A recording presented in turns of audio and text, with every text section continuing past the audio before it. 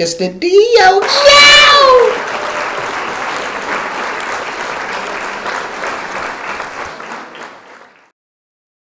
What's going on, y'all? Welcome back for another special, man. Look, I mean this with no exaggeration, man. Another special episode of the Deep Oaks Show, man. And I'm your host, Darnell Oaks. Man, listen here, y'all. To me, this man needs no introduction. But, I'm sure we always got some people that's living up under a rock somewhere. And listen here, y'all. This is the head boys basketball coach of T.C. Williams, y'all, in Alexandria, Virginia. We're talking about a retired professional basketball player, and not just any old player. And last but not least, man, we're talking about a West Virginia Sports Hall of Famer. Come on, y'all. On the D Oaks Show, this is Darryl Prue.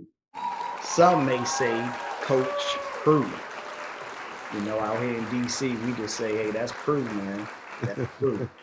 What's going on, Coach? Hey, man, how you doing? Oh, man. Hey, blessed, brother, man. We got to stay healthy during these trying times, man. I'm grateful to have you here on the show, brother, so we can catch up because it's been a minute. Yes, it has. Yes, it has. I wish I still had your son. And look, to be honest with you, I wish you had him too. So that's a sore spot for the both of us. Yeah. We scrimmage, y'all. He had my shoes on. I'm like, man, give me my shoes back. I'll get some more light over here. Okay. You want me to hold up, Coach, until you get the light together? No, you good. Okay. So, Coach, man, take us back, man. Take us back, because I'm going to tell you something, Coach. And this is the God honest truth. Joe Mack, my man Joe Mack, comes to me. I was getting ready to make a move with my son. And he said, nah, you don't want to make that move. You need to go holler at Prue. Prue want to see you. He want to talk to you. You need to holler at Prue. So he's telling me you're legit, is this, is that. We get this all the time, right? Now, that's one person. You were solid when I met you. You've been solid. Now, I'm speaking to a college coach. Somehow your name comes up. He says the same thing Joe was telling me. And another coach. So I got to honestly say, you're the first dude I've not spoke to anybody and they said anything bad about Prue, man. It's all love, y'all. And I'm talking about across the globe, man, because I've spoken to some guys a little bit from everywhere. Everything is consistent when the name Prue come up, man. So Prue, that's not normal, man. We know that. Take us back with the making of Prue. How did this happen?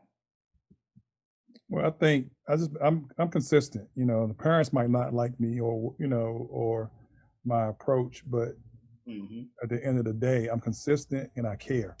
I think it goes back, I didn't start playing organized basketball until the 8th grade, and nobody really taught me anything until I got a little older.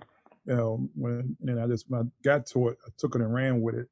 I never thought I was better than somebody else. I never, this thing. I wanted to be, once I started playing, I wanted certain things. But, I looked around and there's a lot of different players and a lot of different things. And, you look at people and look at things. You look at, I want to be like that, but I don't want to be like that. You know what I mean? And you learn a lot of things. You just sit back and sometimes closing your mouth and just learning helped me. Being around a lot of different people coming up in DC, I think helped mold me to, what I am now. Indeed. And when did you figure out or realize that, hey, this might be my gift? Well, I was a better football player. If you go in the neighborhood, where I came up from over in Southeast, the guys would say I was a better football player. I could throw the ball. sixth grade, I was heaving in about 70, 80 yards, and I had an arm and I could throw, I could catch very well. Yeah. I didn't know the extent of how good I was until after my sophomore year at Dunbar. I used to go to the gym called Dr. Carr's gym and playing against a lot of pros and older guys and stuff every Sunday. And when they started double teaming me, that's when I figured I might be onto something. That make all the sense, man. Now, Prue, I'm just gonna say I'm a little younger than you, right? Mhm. So you grew up during the era, pretty much coming to age in the 80s, right? Yeah, in the 80s. Right. So what was DC like? What was your greatest challenges during that time? Because you're coming to age, you're a ball player, you figuring out that this may be your niche. And I hear all the stories, of course, of what DC was, but I'd be lying to say I was there in the 80s understanding what was going on. Right. Could you tell us about that? It was what you wanted to do. Some people wanted to, I was really shy and to myself, so I didn't care about being out there and knowing all these different people and being seen at every club and stuff like that. I kind of stayed in my lane. I think I got respect for that because I didn't talk much. I can go anywhere. I can go anywhere in the city and hang out with whoever I wanted to hang out with. Nobody never pulled me into that kind of stuff because I wanted to do something different. You know what I mean? I think we got a lot of respect for that. I always respected what they did, so I never downplayed what anybody else did in their life. At the time, some people had to do what they had to do, and I didn't look down on nobody, and I didn't look up to nobody, and just kept it even keel, and just hung around the people I knew. Makes sense. It's starting to come together for me. Hey, listen, man. My opinion, you're a DC legend on a basketball court. My opinion, based on everything that I've gotten or whatever I hear, and your name still being relevant to this day, right? So I know in that case, right? You wasn't would you say you were a dominant player back then in high school specifically? Yes, I think I was. Okay. So with that being said, right, I'm sure it wasn't too many guys in the city you were worried about, competitive wise. Could you give me one that you knew when you approached the floor that night, you couldn't slip because he was going to make you pay for it? Who would that guy be? It was a whole bunch of guys like that, for real. I would never tell them. There was a whole bunch of guys like that. So I don't play no more, so I could tell them. Kenny Saunders was at McKinley Tech, played at George Mason. All right. Man, Fred McCoy over at Woodson, he could score down low. There's some guys I didn't play against in high school, like the John Turners of the world. Well, those guys, Bernard Day, he was older than me. But the beauty of it, I went to Dunbar. There was this guy named Bernard Scooby Campbell. I think is probably one of the best players I ever played against. He was my height. He was strong. He could play inside and out. It was like he was just he was just, that's who I wanted to be. I wanted to be like him. I wanted to be smooth like him. And it was he went to Delaware State. We couldn't win anywhere higher, but I don't think basketball was that love, and he just played it because it was just a natural gift. Was player of the year, MEAC player of the year, averaged like 20 points a game. Then he just stopped. You know what I mean? So, but yeah, and like he was, in practice every day. It was everybody's like, who's your toughest? I'm like, he was, because I had to guard him every day. I don't have to worry about the other dudes one time. I had to guard him every day. But there's some other guys out there that was pretty good, but I really wasn't worried because I had that every day. Yeah, that's I think that's the greatest thing about playing with a great talent or being, right beneath a leader that you're around every day, man. It prepares you, preparation is almost the whole thing, Yeah, and that, like we talked about before we got on here about when your son came over and a kid on my team named Mike Teal, how Right. his game has improved because when they was going at each other every day, he raised his game up to match your son's game, and in the long run, and it helped. Helped me win a championship, a district championship, and it's helped him right now. We're just not playing, but he's playing so much further than anybody else on the team because it was somebody at a level that was higher than him, and he was trying to go up there and reach it. And that's what these parents don't understand. It's like, yeah, I want a whole bunch of good guys. I want the younger guys to play against the older guys in practice every day. I don't want them on JV and freshman team averaging whatever they're averaging and not really getting better because they're not playing against the guys who they're going to play against the next year. So, I had a couple of guys that were younger playing up, but the parents didn't understand that part of it. And, that's where I was groomed at. You play against the best every day. You play 1 day a week or 2 days a week. You practice 5 or 4, you know what I mean? So I'd rather you go against someone every day in practice to get better than next year it raises your level up. Indeed, indeed. Parents, man, do what's best out here, y'all. Do what's best. Let your boy get out there and compete. Let him get dirty, man. The little blood is not gonna hurt nobody. Yeah, coach. So I understand that your grandparents were very important in your life. Um, why? In a lot of cases, as you know, grandparents, sometimes parents aren't as important. Like, why do I always see posts about your grandparents? It's always a salute to your grandparents. Where does that come from? Well, I think it was my great grandfather too. Um, he's younger. He would play catch every day with me. If I asked him to go play catch with me, we moved from Burns Place to Lindale Place in Southeast. We had a little yard. He built a basketball court for me. He bought a football and the baseball mitt. I didn't know he was in the Negro Leagues. You know what I mean? Until he passed away. But he would always play catch with me. You know what I mean? So you fast forward, until I was in college, they were talking about I had some of the best hands they ever seen. And it goes back to him. Taking that time, come home, he do the homework with me. My grandparents moved out here in Fort Washington. Every weekend I would come out here, and all summer I would stay out here. So I had access to a gym, Indian Queen, and Oxon Hill Middle School.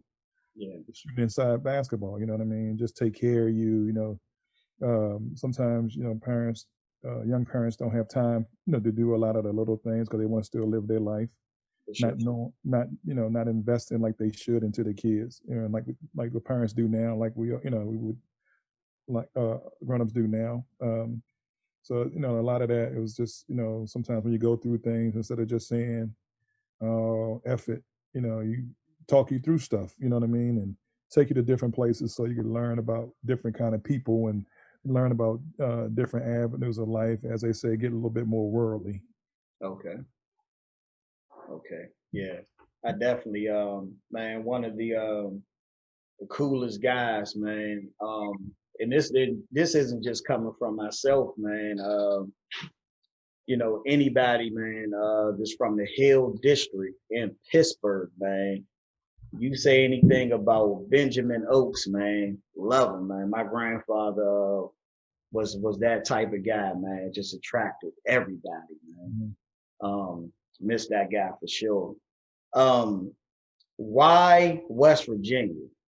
I'm sure you had many schools coming after you. Mm-hmm. Why West Virginia? Why did you become a Mountaineer?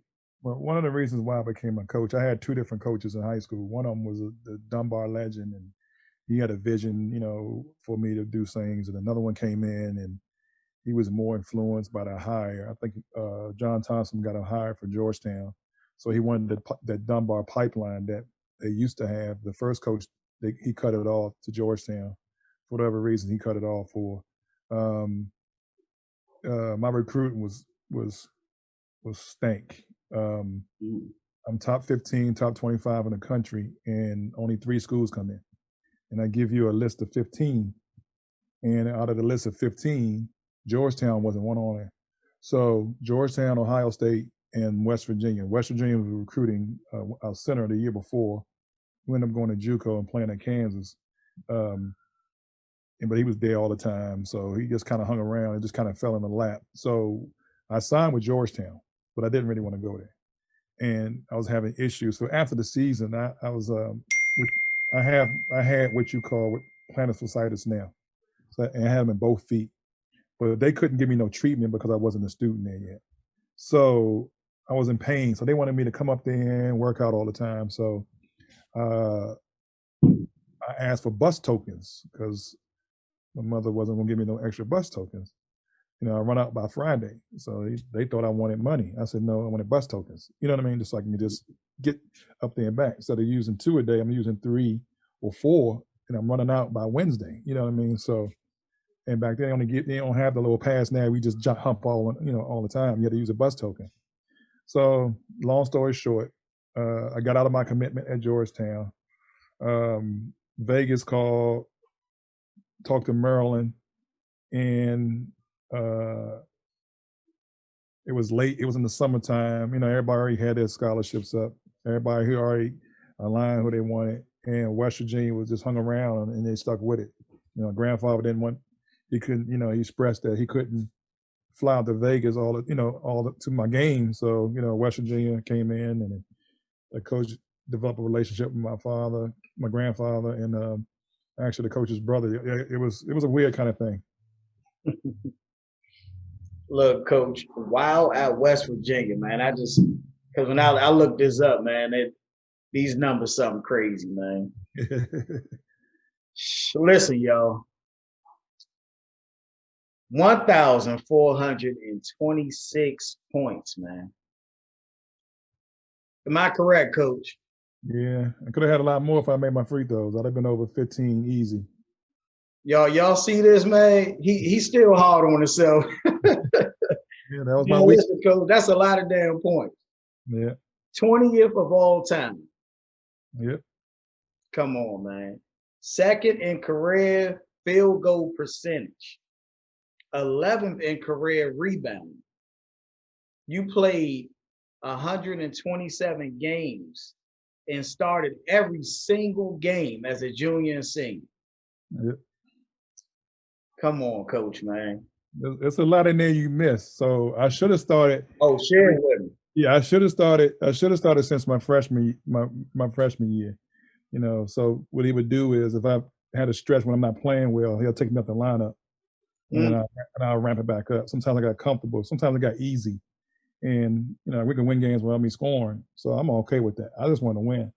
But he wanted me to be at a certain level. Like my freshman year, I should have started when I got there, but it took 5 games for me to beat this guy out. Like the first 5 games were Maryland, Len Bias, St. John's with Walter Berry, Chuck Person at Auburn. You had Pittsburgh with Charles Smith and those guys, and with somebody else that was like a light team. But I should have started from the get-go. And I put big numbers up against those guys. I guess just the competition. I just rose up to the competition. But the last, in my sophomore year is probably my best year. I should have probably made first team all conference, but I didn't. I think I'm still top 5 in steals. If you look up that, I'm still top 5 in steals in West Virginia history. I was 2. Javon Carter pushed me down. Field goal percentage, yep. Rebounds. I was in the top 10, but I guess over the years, people come in and grab more rebounds. They play more games too. But I did a lot. I was freshman year in Atlantic 10, second team all conference, first team all conference. And I could have did more. I played a lot of minutes, but I could have did more. Man, speaking like a true competitor, man. Listen, you guys. If you never heard a Hall of Fame speaking, man, you're hearing it right here on the D.O. show, man. Darryl Prue. Hey, Prue, you mentioned competing against Len Bias, right? Briefly, what was that? What was that competition being on the level you were on? How did you, after the game, how did you view that situation? How did you look at banging against Len Bias outside of the fan, normal perspective, I looked at it just like another game, honestly, because he didn't blow up until the end. He was a guy that always got better every year. He could jump. you know what I mean, he could jump high and all that stuff. So what we did was we got physical with him and we hit the ball. I had good hands and fast hands. So every time he'd go up, he'd bring the ball down from here and jump. So I would smack down at it and disrupt his jump shot. I think that was his lowest output. It's a low scoring game. The game was like 45 to 44. It was crazy close. And he only scored like 14 points. That was like one of his lowest outputs of the year. And you know, back then in that freshman year, it was no 3-point line. So you know, it was, you know, he talked a lot, but you know, you got to be physical with him. But as you watch this, no, you know, one, you know, your lower gets bigger when you pass away. So when he passed away, they talk about how great he was, but honestly, he was getting better every year. And Adrian Branch, who was there before him, was the guy, and people seem to forgot about that. But with him, it was, you know, we when we scouted him, it was like, you know, you're not going to block his shot. You know what I mean? Me and another guy, he had good hands, so I used to watch him how he play him, so he uses his hands more, and we just like try to get him on the way up to disrupt him a little bit. Wow, man. Look, I knew this was gonna be a legendary episode, man. Hey, Prue, Hall of Fame night, okay, or induction, as I should call it. During that ceremony, when West Virginia crowns you, as they should have, what's going on through your mind, man, as that's taking place? Man, the moment was the call. They called me that spring, you know, and I was upset with the process for a couple of years because I was getting passed over. And the only reason I was upset was because I wanted my grandfather passed. I wanted my grandmother to see it. And but it got to a point she couldn't, you know, travel. So, and my academic advisor couldn't come. His name was Gary Ford. He was assistant athletic director of academics at West Virginia. He couldn't make it either. So it kind of lost its luster, you know, because my coach came and, you know, some of my family members came, a couple of the teammates came, but it loses luster after a while when, you know, the people who was closest to you, help you get to that point, you know, can't make it. You know, like I got home, I had to show the poster to my grandmother. You know, she pointed at, oh, that's Darryl. You know what I mean? Because she was not quite there no more. Right. And but you know, it's the call is like finally a relief. You know, they throw this word out, legend, all the time, but they give everybody this word now. So right now it's like with that Hall of Fame induction and the process is like now legendary. You know, it's my legacy. You know what I mean? People 100 years from now are gonna see it. So, you know what I mean?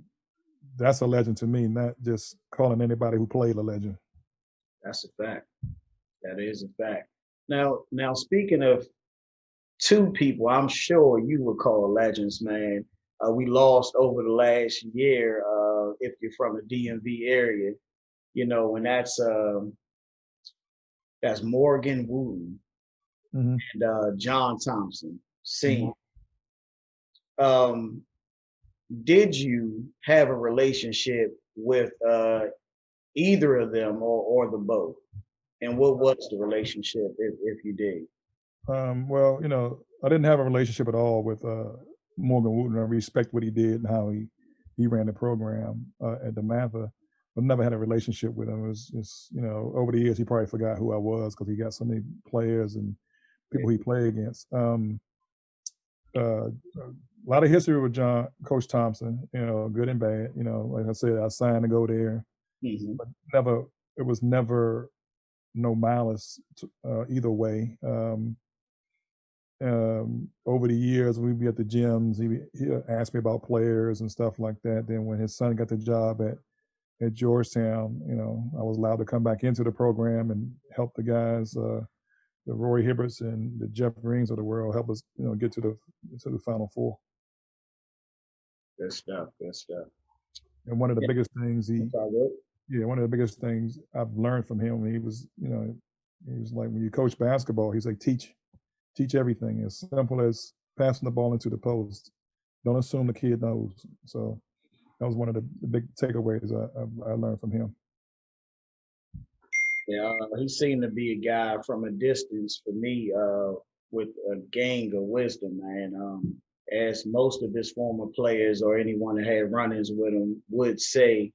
Me on the flip side, Didn't have a relationship with Morgan Wooten, but working at the Wooten camp for a few summers, man, I snuck one on him and caught him coming up out of lunch one day, and he gave me something that stayed with me, man, to this day. I asked him because I was a young guy trying to get into coaching, trying to learn the game more. I said, Coach, any advice, for a young coach trying to get into the game?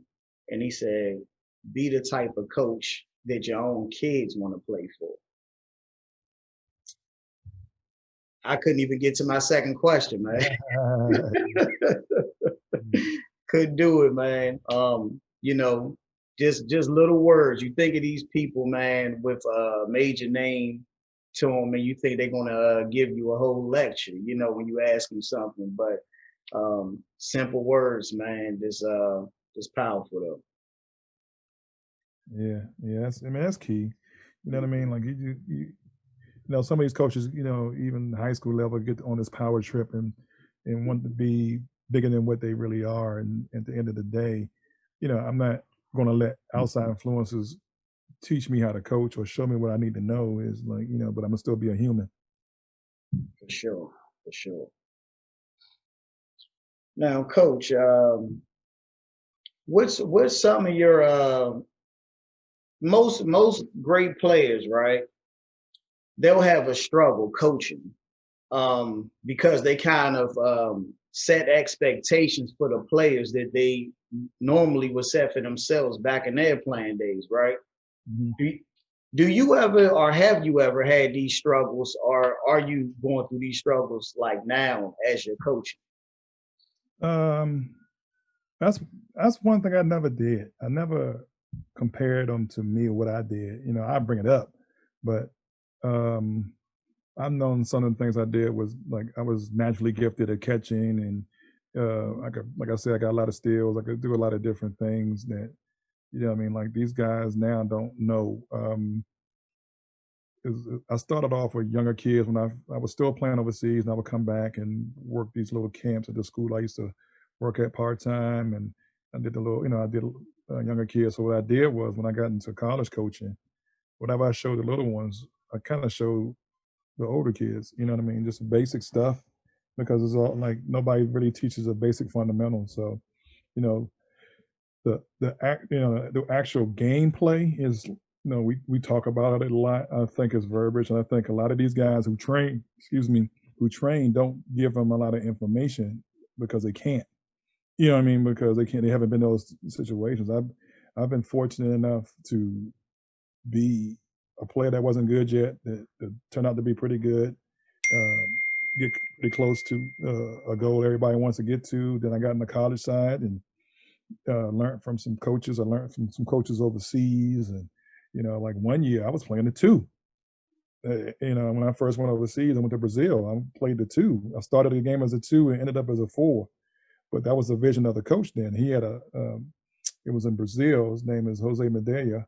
He coached the national team, the Brazilian national team that beat the USA team. That's one of the ones they lost before they changed into the pros playing. And they had a guy named Oscar Smith.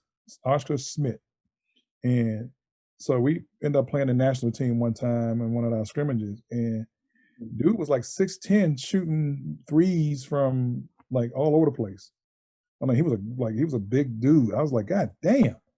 And I was like, shit. You know what I mean? But he never got a chance to play in the NBA, but that was one that, you could see the game starting to change. And I never had nobody to really work with me. If I'd have got those skills when I was younger, and it would have been a whole different animal. Because, he couldn't stop me down low. And if I added that jump shot piece, I would have added a whole different, parts of my game, which happened later in my years, and people had a difficult time checking me because they didn't know what to do and how and who to put on me. Wow, we getting the history, guys. We even going overseas with this, man. Dirk Nowitzki. I'm trying to pitch a big fella. What was his name one more time? Big fella that was shooting the threes. Oscar Smith. Oscar Smith. Yeah. Smith. Yeah, Oscar Smith. Okay. Hey, we talking about probably Dirk Nowitzki before Dirk Nowitzki, man. Definitely, he was definitely that. I had gotten a call about going to Germany Mhm. and working with this guy in Germany about to be in a pro, and it was like, "Would you do it?" What the money wasn't great. It was like $4,000 a month. I said, "Yeah, I do it," and it was turned out to be him. He got drafted that year. They just wanted to get him to get used to being around Americans and the American way. It was Dirk. It was Dirk. I was like, damn, I missed out on that one. Wow, wow. Man, look, Prue, you got some parents or some coaches, first I would say, that would say parents are crazy. And this is probably more on the high school level now than any other level. You got coaches that may say, man, these parents are crazy. They want this, they want that. And then on the flip side, you got parents that say, man, these coaches are crazy. You can't trust them, this, that. Where do you stand with all that, Prue? It's a little bit of both. Um, but you know, it's usually the parents who kids not good enough. It has a lot of issues. And I told my kids the first year I got the job, it wasn't a lot of talent when I first got the job at at TC. And I've been around long enough, and you've seen everything. Everything just repeats itself in basketball. They talk about the game change, and no, the game didn't change. People just teaching it different, and it's gotten worse. That's why the Europeans now are over here because they play better than us. You know what I mean? Like before, you only had one or two. Now you got teams with almost 3, 4, 5 guys on there. So, and then there's a lot more in the draft is going. So, you got parents that want their kids to be more than what they are, not trusting the process. They want the me now, and you have coaches that can't play, that don't know what they're talking about. You have coaches that take personal issues with the kid, even the kid is a good kid and the parent is messed up. And you have coaches that's like only doing it because it's a stipend. You know what I mean? Like, yeah, I tell the kids all the time. I'm sorry, I go back to when I first got the job. I was like, all y'all can't play college basketball, and it's okay. For right now, just be the best who you are and help us win. I said, some of y'all might play 1 year, some might want to play, uh, some might want to play, um, you know, in college. Some of y'all good enough, some of y'all not. It's okay. You know what I mean? But some people don't even play high school basketball, so you're better than that. So it doesn't, but it's only a few that's champions. So and like I was preaching about going out as winners when our kids went out as the year before it was only 4 wins. I get there as 14 and losing the district championship and the regionals and the semifinals. That they went out winners. That's that meant a lot to them. You know what I mean? But it's like you got to buy in. If you know I don't have a lot of rules, but I have a lot of standards, and I don't. I take the game very serious. You want a serious coach, then you get one, you don't know how to handle it. You know what I mean? Like all I want to do is coach. I don't care about being friends with the parents. I don't care about that part of it. Going out and all that stuff. All I want to do is win games. I'm a competitor at every level. Anything I do, I compete, and that's all I know. That's all I know. Since 15 years old, all I've done is do basketball. Like I said, I played in college, high school level, high level, college, high level. I went overseas and came back and coached in college, high level AAU. So some of your kids are not good enough. That's okay, but don't get mad at me when they're not. You know what I mean? They were good in the 5th grade. Don't mean they're good in the 8th grade. I tell people that all the time. So. Indeed, indeed. Now, Prue, this is something I'm personally curious about. Any chance that Darryl Prue returns to coaching college basketball? If given a chance, then probably would. Before it was like I was halfway in. I wanted to maybe, like I was taking care of my grandmother, so it was kind of hard. But now, if something comes up, I have to do what I have to do. I have to make a decision. So, and it's not easy, and TC doesn't make it easy. Indeed, indeed. I definitely understand that, Coach. I'm sure opportunities will present themselves, man, because listen, you're still impacting lives, man. whether you understand it or not, man. At this point, you're still impacting lives, brother. I appreciate it. For sure, for sure. Man, Coach, man, this is bittersweet, man, because we are at the conclusion of the D.O. show, man. Once again, y'all, it's Darryl Prue, man. We talking about the legend. Do your homework out there, man. I'll see y'all in a little bit.